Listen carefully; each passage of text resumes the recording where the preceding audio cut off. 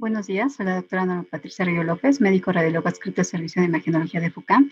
Antes que nada, quiero agradecer al comité organizador por la invitación a participar en este octavo Congreso de Imagenología. Les voy a hablar sobre el tema de enfermedad metastásica de la mama.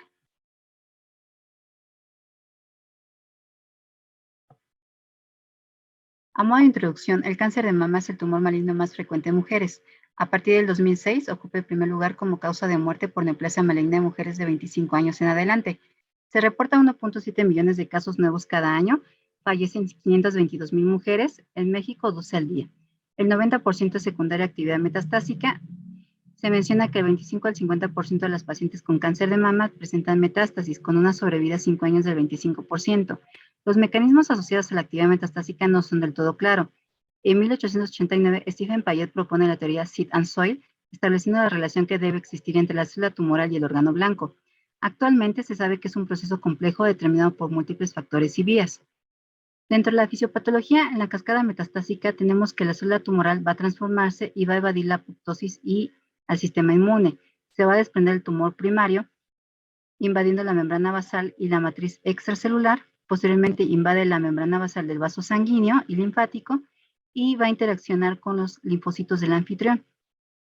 Continúa su camino y al encontrar las plaquetas se va a dosar y va a formar los émbolos de células tumorales, a través del cual transporta hacia la circulación y migra, llegando a los capilares y después adhiriéndose al lecho vascular. Al adherirse al lecho, va a condicionar la extravasación de los depósitos metastásicos al parénquima de otros órganos. Los factores que facilitan la extravasación van a ser los leucocitos, las plaquetas, las selectinas LIP y la célula tumoral. Las genes de remodelación vascular van a condicionar el aumento de la permeabilidad. Las quimiosinas se encargan de trazar las rutas de migración de las metástasis a través de los receptores CXCR4 y CCR7. Posterior a la migración de las células malignas a los distintos órganos, esto va a variar dependiendo de la permeabilidad de cada órgano. Los que presentan mayor permeabilidad van a ser la médula ósea y el hígado, y los que presentan poca permeabilidad va a ser el cerebro. Las metástasis del cáncer de mama van a ser variables. Por orden de frecuencia se encuentran en hueso, seguido de hígado, pulmón, pleura, ganglios linfáticos, cerebro, peritoneo y tejidos blandos, a través principalmente de vía hematógena, pero también puede ser vía linfática.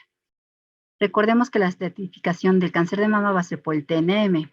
Este fue introducido por primera vez en 1940 por Pierre Dinoix para mama y laringe. Desde su primera edición de 1959 se ha ido modificando en múltiples ocasiones, la última en el 2016, con la octava versión que entró en vigor en el 2018, y siendo utilizada actualmente la JCC.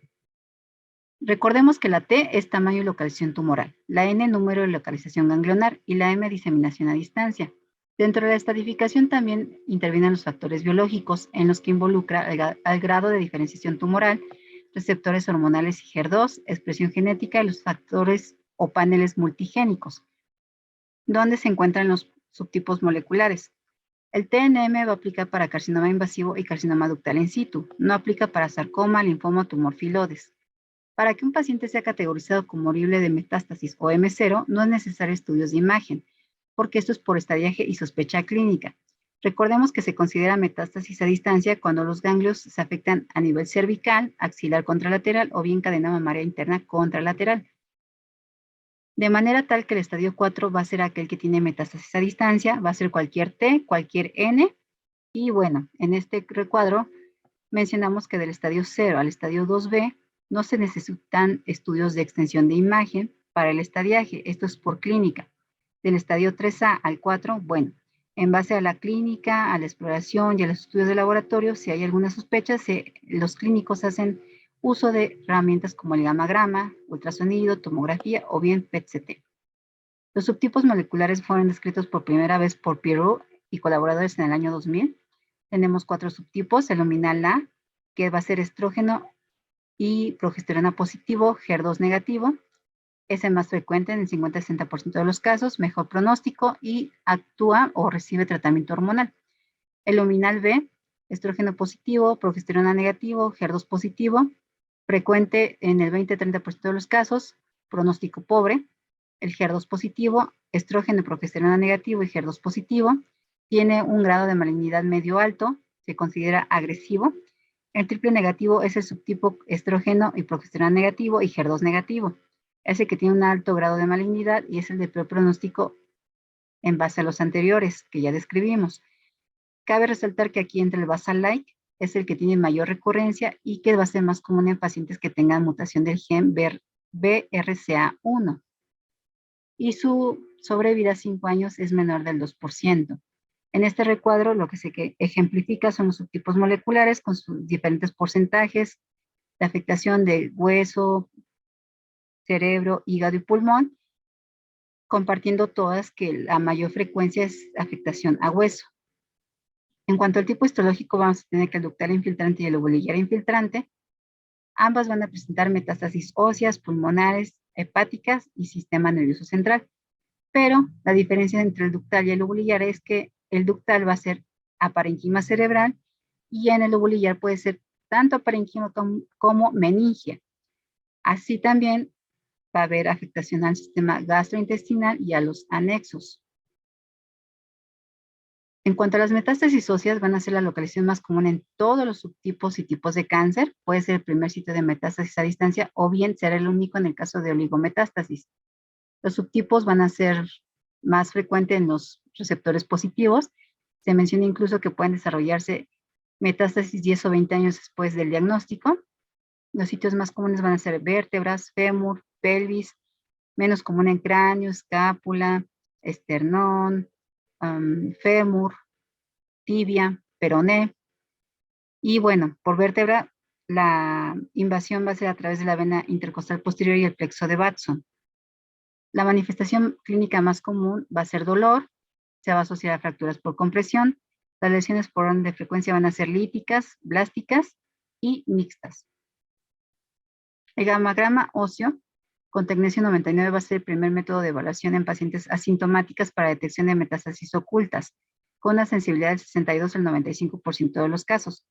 Van a ser falsos positivos en los casos donde haya trauma o un proceso inflamatorio y falsos negativos en las metástasis líticas o aquellas lesiones que sean menores de 1 centímetro.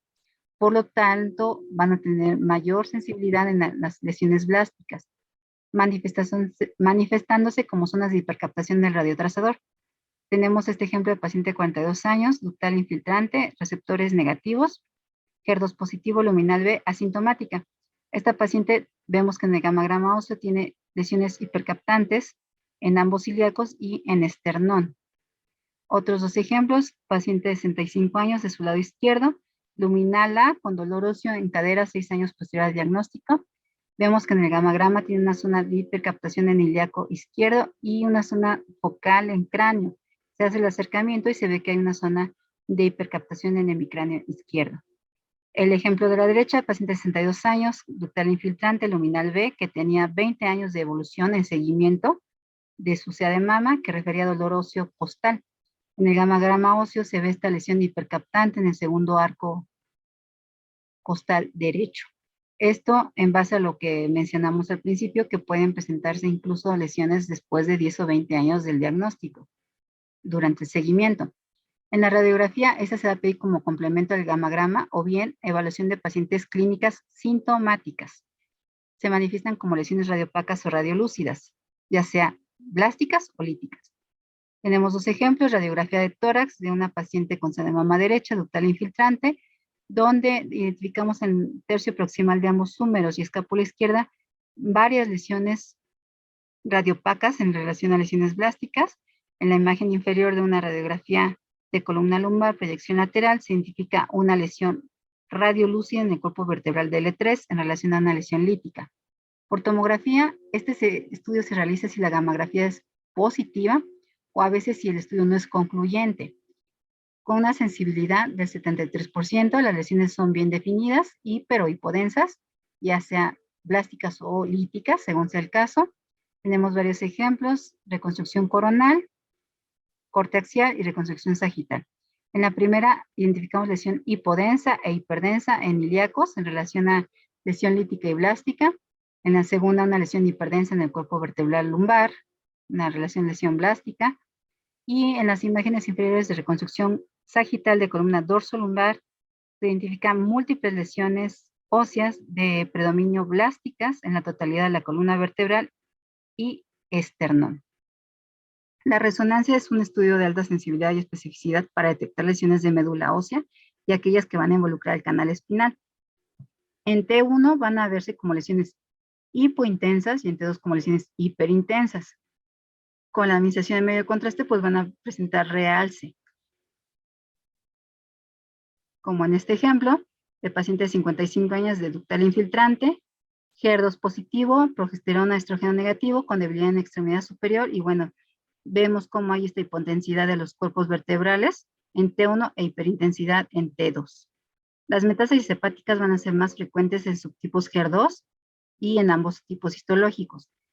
Se menciona que la expresión elevada del receptor 4 de quimiosina va a promover la angiogénesis y la invasión a este órgano. Clínicamente, los pacientes pueden presentar ictericia, dolor abdominal o bien elevación de enzimas hepáticas de forma conjunta o aislada. Por ultrasonido van a encontrarse lesiones nodulares hipoecoicas en el 65% de los casos o bien hiperecoicas con vascularidad al Doppler color. Tenemos este ejemplo de estudio de ultrasonido hepático, donde en modo B identificamos varias lesiones nodulares hipoecoicas en el parénquima con vascularidad al Doppler color. En la imagen de su extremo inferior derecho es el ejemplo de una paciente con CA de mama con un corte a nivel de hígado donde se identifican múltiples lesiones nodulares hiperecoicas. Por tomografía van a ser lesiones nodulares isohipodensas que presentan realce periférico con el medio de contraste.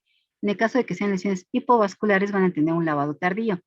Este es el ejemplo de una paciente con CA de mama ductal infiltrante izquierdo, tomografía de abdomen con medio de contraste IB y oral, identificándose en el primer corte, fase arterial, múltiples lesiones nodulares hipodensas con realce periférico y que en la fase tardía pues presentan un lavado tardío en relación a metástasis. En cuanto a metástasis pulmonares, van a observarse con mayor frecuencia en el subtipo HER2 positivo y triple negativo, 32% de los casos. Se menciona una fuerte correlación con el cáncer de mama que tiene un factor de crecimiento positivo y la metástasis pulmonar en el 75% de los casos. Recordemos que inicialmente se pide una radiografía simple. Si en la radiografía simple existe un hallazgo de sospecha, se solicita entonces la tomografía. Por radiografía van a manifestarse como lesiones nodulares múltiples de tamaño variable radiopacas o bien cavitadas en menor proporción. Este ejemplo de una paciente de 45 años, CA de mama ductal infiltrante derecho, que en la radiografía de tórax visualizamos en ambos pulmones múltiples lesiones nodulares radiopacas de tamaño variable de predominio en pulmón derecho, asociado además a derrame pleural. Identificamos además esta imagen tubular radiopaca en relación a un drenaje. En tomografía, estas lesiones nodulares van a ser de atención tejido blando hiperdensas, múltiples, tamaño variable, el 4% pueden presentar la cavitación. Tenemos estos dos ejemplos con ventana para pulmón, cortes axiales. En la imagen superior, nódulos sólidos hiperdensos de tamaño variable, bilaterales, y en la imagen inferior una lesión nodular sólida hiperdensa con un centro hipodenso en relación a cavitación. En el caso de que se presenten metástasis pleurales y derrame pleural maligno asociado, se menciona que el cáncer de mama es la segunda causa de origen de estas. Va a ser secundaria infiltración pleural directa tumoral, obstrucción de drenaje linfático, el derrame pleural. En el 50-75% de los casos van a encontrarse como hallazgos en autopsias. Clínicamente la paciente manifiesta disnea progresiva en reposo, es un mal pronóstico para tratamiento y respuesta a quimioterapia. Los hallazgos radiológicos se manifiestan como un engrosamiento nodular o irregular de la pleura, único o múltiple con un realce con el contraste. El derrame pleural puede ser más frecuente unilateral y homolateral al sitio del tumor primario. El engrosamiento de la pleura puede ser circunferencial con extensión intracisural asociada. Tenemos este ejemplo de la fundación, paciente de 62 años, CA de mama ductal infiltrante derecho, estrógeno progesterona positivo, HER2 negativo que presenta disnea y dolor torácico. En este caso podemos visualizar en el pulmón del lado derecho un engrosamiento nodular irregular de la pleura que presenta realce con medio de contraste. Existe derrame pleural ipsilateral, además de atelectasia pasiva secundaria. Cabe resaltar que el derrame pleural en este tipo de pacientes es de tipo exudado, es decir, tiene una baja concentración en glucosa Tiene una cantidad variable de células malignas y es de aspecto hemático. El diagnóstico se va a hacer por toracocentesis. Se drena el líquido, se lleva a análisis citoquímico citológico para ver si hay infiltración por células malignas. En el caso de la pleura se puede hacer biopsia para hacer la correlación histopatológica. En la afectación pulmonar también vamos a tener la linfangitis carcinomatosa. Esta va a ser por diseminación hematógena linfática a través de los vasos pulmonares, el 25% por vía retrógrada a través de adenopatías mediastínicas. En un 20-83% de los casos también puede ser como hallazgo en autopsia. Clínicamente la paciente presenta disnea, tos, un mal pronóstico para el tratamiento y una respuesta pobre a la quimioterapia. En radiografía van a ser patrón reticular o reticunodular, engrosamiento de septos interlobulares, uni o bilaterales. Por tomografía, engrosamiento liso o nodular de septos interlobulares o bien del intersticio, perico-broncovascular o subpleural. Esta es una paciente de la Fundación, femenina de 50 años con cáncer de mama ductal infiltrante de mama, estrógeno y progesterona negativos, HER2 positivo, que presenta disnea. En la radiografía de tórax se visualiza engrosamiento de los septos interlobulares difuso y bilateral. Por tomografía se ve este aspecto característico de engrosamiento nodular de los septos interlobulares bilaterales en relación a linfangitis carcinomatosa. En cuanto a la afectación de los ganglios, recordemos que esto va a ser por vía linfática, ya sea axilar, transpectoral o mamaria interna. Se considera cuando ya son afectaciones cervicales bajos, axilares, supraclaviculares, intratorácicos, mediastinales, y considerando que van a ser de sospecha aquellos que tengan un eje corto mayor a 10 milímetros. Tenemos este ejemplo de paciente de 45 años, edad mama ductal infiltrante, triple negativo, una tomografía de tórax con medio de contraste IV, corte axial y reconstrucción coronal, donde visualizamos ganglios y conglomerados ganglionares en los niveles 3A, 4L, 2R, 7, 10 y 11. Esto en relación a actividad ganglionar mediastinal. Las metástasis cerebrales es poco frecuente que se manifiesten como primer sitio de metástasis. Es más frecuente en pacientes HER2 positivo, triple negativo y ductal infiltrante. Las meningias, recordemos, se manifiestan más en el tipo lobulillar, son de mal pronóstico. Al momento del diagnóstico tiene una supervivencia de 2.4 meses sin tratamiento y con tratamiento puede extenderse de 6 hasta 10 meses. Clínicamente las pacientes presentan cefalea, pueden presentar crisis convulsivas o incluso vómito. Por tomografía van a ser lesiones nodulares isohipodensas que presentan realce periférico con el de contraste, se pueden asociar a edema vasogénico. En resonancia magnética van a ser lesiones en T1 iso o hipointensas, en T2 hiperintensas y en T1 con medio de contraste pueden presentar realce homogéneo o heterogéneo en anillo.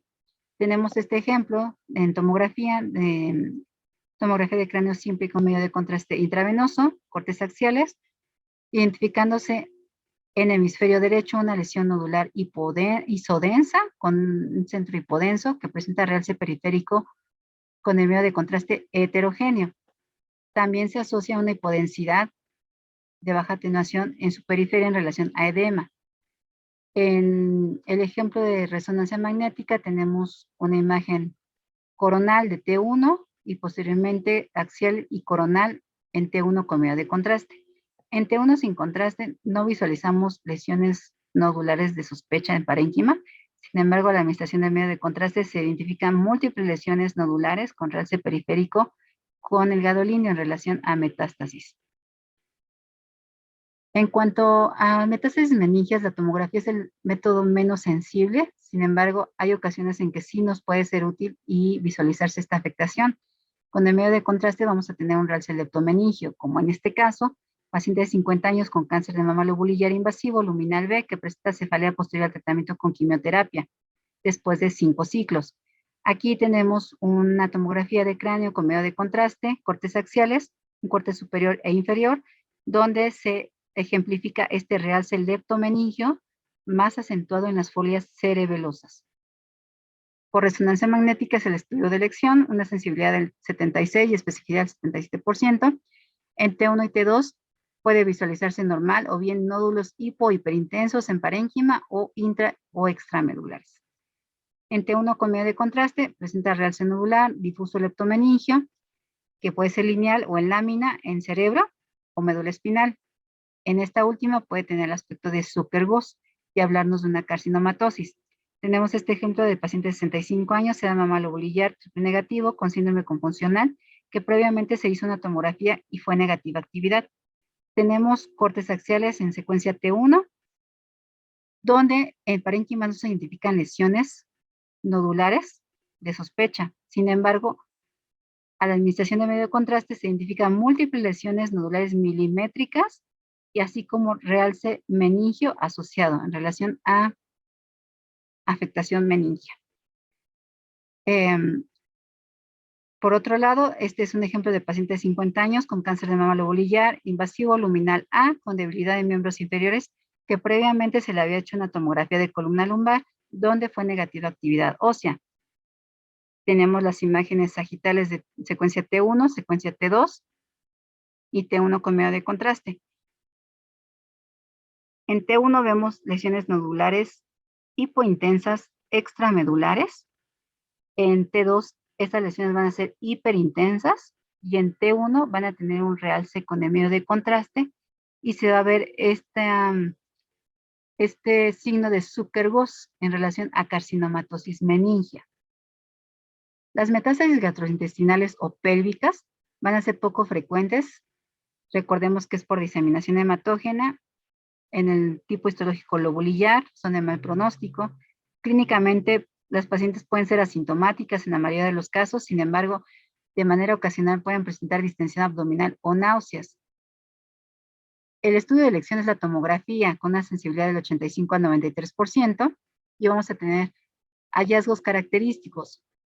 Puede verse engrosamiento de la pared de estómago e intestino, en peritoneo engrosamiento nodular en relación a implantes, en mesenterio engrosamiento, signo de Aumental Cake, asociarse al líquido de ascitis, y los anexos pueden presentarse con aumento de tamaño, ser heterogéneos con un realce anormal con el medio de contraste. En el ejemplo es esta paciente de la fundación, 45 años con un carcinoma lobolillar infiltrante, donde visualizamos los signos que ya comentamos. Tenemos cortes axiales.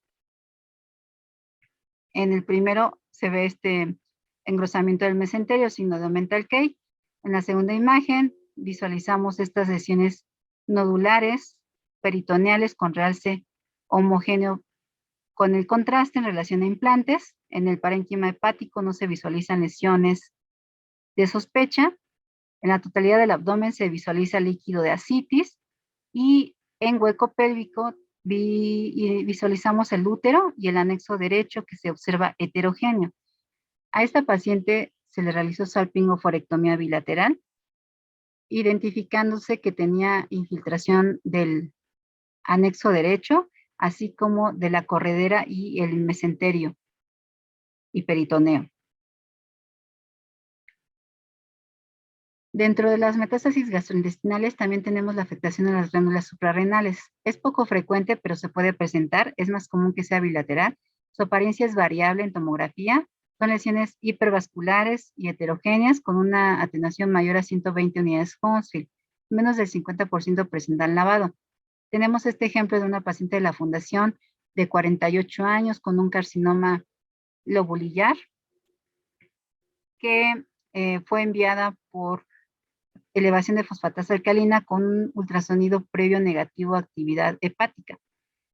Te manda este estudio de extensión, tenemos cortes axiales y reconstrucción coronal con medio de contraste intravenoso y oral, identificando que en el hígado presenta un parénquima homogéneo sin lesiones nodulares. Sin embargo, las glándulas suprarrenales presentan aumento de su talla y se observan heterogéneas con un realce heterogéneo, corroborándose en la reconstrucción coronal.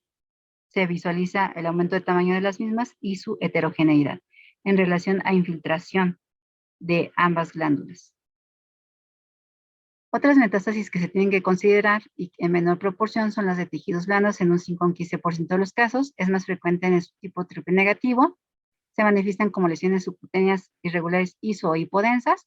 La localización por orden de frecuencias en pared torácica, abdominal, región dorsal, extremidades y calota.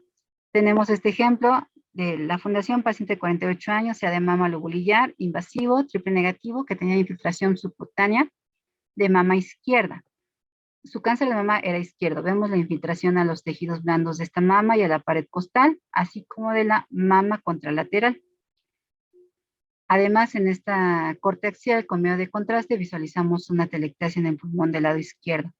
Cabe resaltar que esta paciente refería cefalea de larga evolución, por lo que se le solicitó un estudio de extensión de cráneo.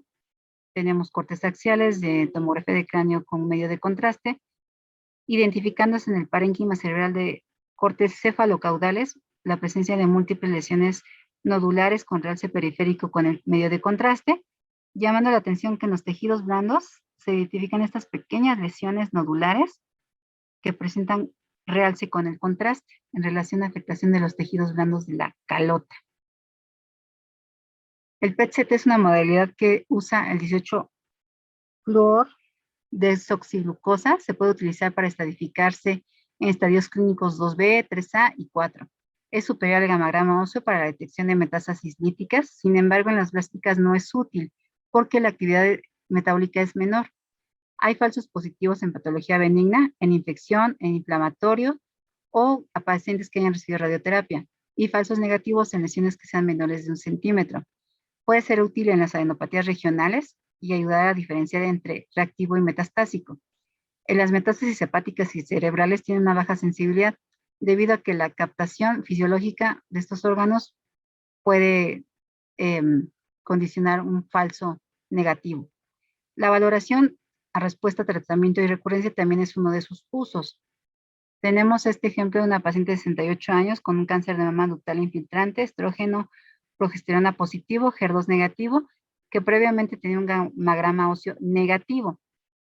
Sin embargo, se le realiza un PET-CT y se observa que en la imagen de fusión tiene lesiones hipermetabólicas en los cuerpos vertebrales. Se correlaciona con la tomografía y se identifican lesiones espectrolíticas en estos cuerpos. En la imagen del lado izquierdo es un ejemplo de una paciente de 62 años con sea de mama ductal infiltrante, estrógeno progesterona positivo, HER2 negativo, de 18 años de evolución con dolor óseo y fosfatasa alcalina elevada.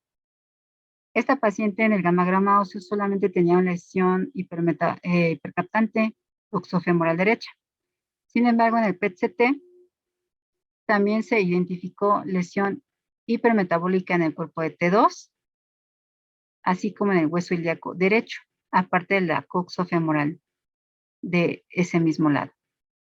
Tenemos otros dos ejemplos. En la superior es una paciente de 50 años con sea de mama ductal infiltrante, estrógeno, progesterona negativo, HER2 positivo, que previamente se le había hecho una tomografía negativa actividad.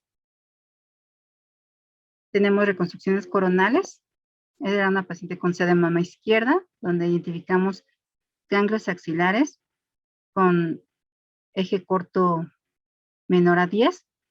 Sin embargo, en la imagen de fusión del PET, identificamos cómo hay zona de hipermetabolismo en estos ganglios, incluso hacia la mamária interna, y de manera adicional se identifica una lesión hipermetabólica en la cabeza del húmero izquierdo. El ejemplo inferior es una paciente de 42 años con un de mama ductal infiltrante de triple negativo, igual con estudios de tomografía previos negativos, donde se visualizaban ganglios axilares que en el PET-CT fueron hipermetabólicos. En la reconstrucción coronal, bueno, vemos la hipermetabolismo de este ganglio, así como del tumor primario de la mama afectada. Ya para terminar, les presento otros casos de la fundación. El primero de ellos es una paciente de 58 años con cáncer de mama derecha, ductal infiltrante, estrógenos progesterona positivo, HER2 negativo. Es una paciente que se envió a estudios de extensión por elevación de la fosfatasa alcalina y estudios de radiografía de tórax y ultrasonido previamente realizados. La radiografía era negativa y el ultrasonido hepático reportaba una lesión hepática. Tenemos un estudio de tomografía tórax abdominal con medio de contraste intravenoso, corte superior, Se identifica esta lesión nodular irregular dependiente de la mama derecha en relación al tumor primario, un ganglio axilar ipsilateral. En el mediastino no había ganglios. Tenemos cortes subsecuentes con ventana para pulmón, identificándose en el parénquima de ambos la presencia de lesiones nodulares hiperdensas. Inferior, con ventana para tejidos blandos, un corte a nivel de hígado, se visualizan varias lesiones nodulares hipodensas con realce periférico con el medio de contraste, llamando la atención que además se veía este aumento de talla de la glándula suprarrenal del lado derecho con un realce heterogéneo. Cortes más inferiores y a nivel de hueco pélvico no se identifican otros hallazgos de interés. En la reconstrucción sagital con ventana para hueso, tampoco se visualizan lesiones blásticas o líticas. Concluyéndose entonces que esta paciente tenía actividad metastásica pulmonar, hepática e infiltración a la glándula suprarrenal derecha, recibiendo quimioterapia. Segundo caso, paciente de 47 años con cáncer de mama izquierda, lobular infiltrante, estrógeno progesterona positivo, HER2 negativo, que tenía distensión y dolor abdominal. Se realizó un estudio de extensión tórax abdominal.